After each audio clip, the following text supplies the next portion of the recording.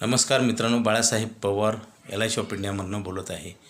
मित्रांनो, काही गोष्टीला शिस्त आणि सक्ती पाहिजे, त्याशिवाय माणसाचं कल्याण कधी होत नाही.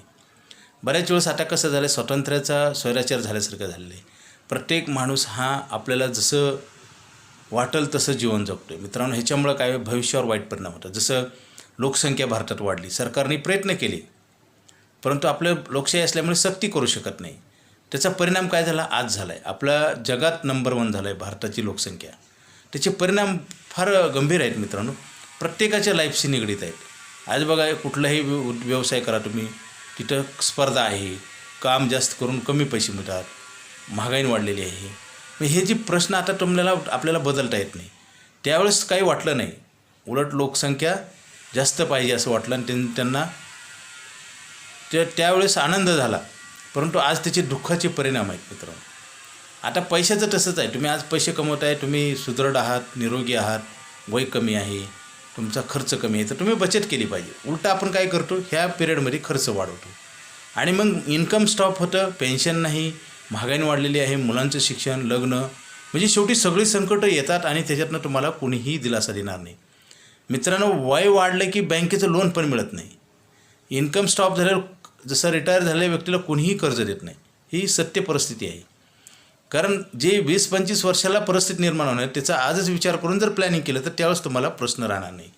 जसं काही विद्यार्थी अभ्यास करतात बघा, डॉक्टर इंजिनियरचे स्वप्न ते लहानपणीच बघतात आणि तसं प्लॅनिंग करतात, म्हणून ते घडतात. आपण काय करतो आहे, आपण कर्जबाजारी, आपण कमजोर व्हायचं काम करतो आहे. कारण आलेले पैसे जास्त खर्च करतो आहे आणि बचत करायचं आपल्याला आवडत नाही.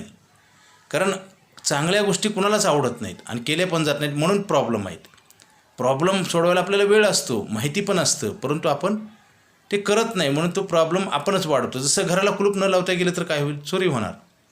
गाडीला ब्रेक नाही लावलं तर ॲक्सिडेंट होणार. रुग्णात ट्रीटमेंट नाही घेतलं तर आजार वाढणार. शेतकऱ्याने पेरणी नाही केलं तर गवत येणार. स्वेटर नाही घातलं तर थंडी वाजणार. रेनकोट नाही घातलं तर पावसाने भिजणार. ह्या सगळ्या काही गोष्टी रोजच्या व्यवहारातल्या आहेत मित्रांनो. सिक्युरिटी आणि इन्कम हे दोन्ही फक्त LIC ऑफ इंडियामध्ये होतं.